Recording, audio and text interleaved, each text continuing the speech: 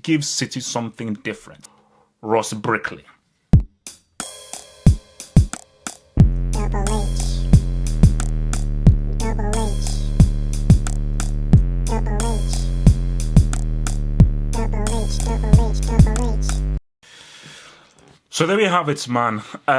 First sort of official game of the season, and I wasn't really surprised. I was surprised and not surprised by what I saw. Let's start by saying that I was not surprised because I knew that Man City were going to win, and it's obviously true that there's one team who was much more better prepared and a team who not better prepared. But I was surprised by how much Chelsea were able to keep the ball and how much issues they were able to actually cause Man City. And the reason why it was 2-0 is because we've got a break on our hands, perhaps a few breaks in our hands, because literally, like, there are 2, possibly 3 players on Chelsea who are like some of the biggest bricks in the Premier League. So once you're dealing with those bricks, there's only so much that you can do as a manager. So, and the thing here with this is that, with Man City, okay, they're missing De Bruyne. I think De Bruyne was really the only kind of major player that they were missing. Aguero was there, Leroy Sané was there, Fernandinho was there. Pretty much their backline was there because how much does company really play, and they had Bravo in goal. So it was pretty much, apart from De Bruyne, pretty much like their best team. Chelsea were missing their 2 best players, Hazard and Kante. I'm going to talk about Morata, I'm going to talk about Fabregas as well. But I think with regards to the game, you saw a team who are in tune when they attack. So when Man City were attacking, you could see that they're in tune, they know what to do with the ball, and there's a one-touch kind of connection that they have. With Chelsea, you see a team that they still need work. With attacking-wise, you're seeing that there really isn't that connection there. So the kind of quick play isn't happening. So it would break down with Morata. It would break down with Pedro. It would break down a lot, numerous times under Barkley. So, but that isn't to take anything away from Sarri, because Sarri was bringing in a whole new system. And you could see that for large periods of time, you saw Chelsea were able to keep hold of the ball, move the ball around, create chances, create space, restrict Man City from the ball and put Man City under pressure. But when it now came into, okay, final third, okay, who's going to make the critical pass? Who's going to make that run, make a few yards, create some space, and actually cause an issue? Nothing was happening. And I think with Morata, he can't be the starting striker. I will still say that he's still talented and everything, but there's something always wrong with him, because he'd either lose the ball or he would try really hard to go on it by himself, and then he would just waste the chance. So he was literally offering nothing for Chelsea. Every time the ball came towards him, it broke down. Whereas you look at Aguero, I think with Aguero is that's just a clear finisher, because put it this way, I think there were 2 really good opportunities that fell to Morata, especially in the second half, where I think it was a through, but I don't know who it was from, but there was a ball that came through the City defenders. Either goes to Aguero, his speed and his anticipation and his control will latch onto that ball and would either get a shot on target or that ball is hitting the net. Both Morata, misplaced pass, too slow, not sharp enough, the ball ran away from him. And if you're, especially when these games are tight and you have a good opportunity like that, you've got to make them count. So if a guy is constantly breaking it up and not making good use of those opportunities, I'm sorry, he just can't be the starting striker. And Barkley arguably was the worst player on the pitch. He doesn't work in his team. And I was thinking that maybe he needs to be much more of an attacking midfielder, play higher up, but him in that midfield, moving the ball quickly where he's under pressure, it just doesn't work. He's awkward, a bit cumbersome, too slow to react, and he's just not good inside that kind of heavy duty and high demand of the midfield area. But I think with regards to Man City, I think you're maybe seeing an improvement in their backline, and as in you're looking at that back three of Laporte, Stones, and Walker. They look pretty alright, and I think with Walker, I definitely are seeing a defender who's really improving, and almost like Varane. That speed he has is a huge asset. It's a huge asset because you saw an instance where Hudson-Odoi, who again for me was Chelsea's brightest spark, and I think again he was Chelsea's best player. You saw Hudson-Odoi tried to use that move to really quickly get past him and use his speed to outgun him. But with most defenders, that would work. But with the speed of Walker, you saw how he was able to close that down. So I think with City, they didn't play amazing. Because they didn't have to play amazing. Because what they were able to do is really exploit Chelsea. Because for me, I thought that Rudiger, I think his defending is improving a lot. But Chelsea, they exploited David Luiz because on both of those goals, David Luiz was at fault.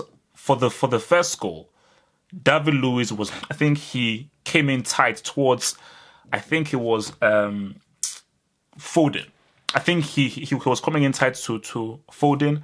Did not see Aguero out there. Aguero was left into space. So Rudiger and his man, they were left stranded. Aguero was given far too much yards of space. It was too much to close him down, and he put that ball away. Looking at the second goal, through ball through, Luiz again, he hesitates. Rudiger has to now do the recovery to take over from his mistake, but it was David Luiz's mistake. You were the closest to the defender, too slow to react. Aguero was quicker to react, got hold of the ball and put the ball away. So Luiz, I told you, he's not a defender. He's not a defender. And I think City were very easily able to exploit him. And we're looking at the whole Mahrez, and I think a lot of people are saying Mahrez is an early flop. What does he bring? It's his first game. It's his first official game for Man City. I thought he started well, then he sort of began to win. But when I look at Mahrez, that player that I see there, that's a useful player to have because he gives City something different. He gives them a threat out wide. He gives them an ability to retake a shot from 34, 40 yards. And the key thing is that he's a very different kind of a player. So I think if you're looking at the game where it's not really working out tactically, Mahrez can come on and be like, you know what, stretch the play. Or he's perfect. Remember, it's his first game, so obviously it's not really happening with him, and he lost the ball a few times. If City are looking to really exploit it, and let's say like they are defending a lead and a team is sitting high against them, Mahrez will be perfect because that's when the counter-attack is on. And if David Silva or Bernardo Silva can pretty much bring the ball up, he's a perfect guy to give the ball out wide right and for him to cut it on the inside, put a cross in, or to put a shot in. So I just think that with Mahrez, it's a useful player to have and it's a useful option plan B to have within the team. But I think, with regards to Chelsea, I think for me, easily, brick of the game is Barkley. Had a horrible game, had an absolutely horrendous game. Really did not do anything of note. So I think, Morata has to get bumped up to Class B. I'm going to think, maybe, tell me what do you think? Should he be Class A? Barkley, I'm putting him in Class B. I'm putting Barkley in Class.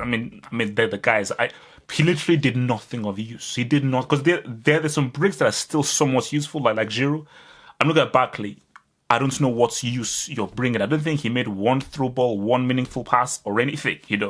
And so yeah, and as for Fabregas, nah, man, it's Fabregas. He's done. He's done. And you look at Jorginho. You see, Jorginho actually did a lot of very good defensive work, and you could see how Jorginho is still thinking of that Napoli thing. The amount of times he tried to do that ball over the top, but people weren't reading it because he's so used to Mertens or the left back or the right back making those runs from deep and latching onto those balls that he would play from deep. But obviously, these guys are not really quick onto that, and also you've got like a brick of a striker in Morata who any ball that they give to me ain't gonna work. But I think for Man City, I still look at that team and I still say that they're going to be very difficult to beat. Because they just have too many options. Now you have the option of either Aguero or Jesus. You now have the option of Mahrez to bring into the team, and it just seems as if that system that they have is going to be very hard to figure out. I think I'd like to see Chelsea play them again when Chelsea are much more attuned to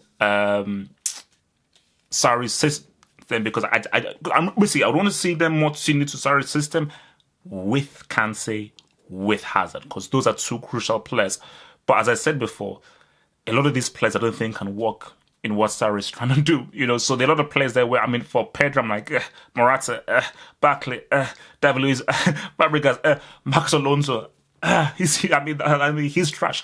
And for hudson-odoi, for me, even at 17, for me, he was Chelsea's most dangerous player. He literally was Chelsea's most dangerous player. And if a goal was going to come, it was going to come from him. So, yeah, man. So for Man City, and also, I think also liked, I think Foden as well. I think that's the English boy. Looks pretty good as well. So the scary thing about City is that this squad is deep. This squad is deep. They have options. They have people that they can bring in. And then once you have so many options, so many different ideas to have, that is a recipe for retaining your title. And so yeah, man. And also, you just put a fully fit De Bruyne in this team. Like if De Bruyne was playing in this game, it would be lights out. But at the same time, if you just had Hazard in the attack to actually sort of like bring some brains into the last third, and he had Kante in midfield to who perhaps prevent that first City goal, maybe it's a different game. But I think all in all, I just think that you dealt with a team who know what they're doing, are very much in tune with everyone else, and a team who are 100% a work in progress. And it's going to take some time before Chelsea are really playing to a standard that everybody really understands and attunes to, man. Ross Brickley. Thank you for watching this video. Think about pledging and become a Half of Football Hot patron. Pledge an amount each month and gain access to exclusive videos from your boy, the Football Hot, for more analysis. Peace.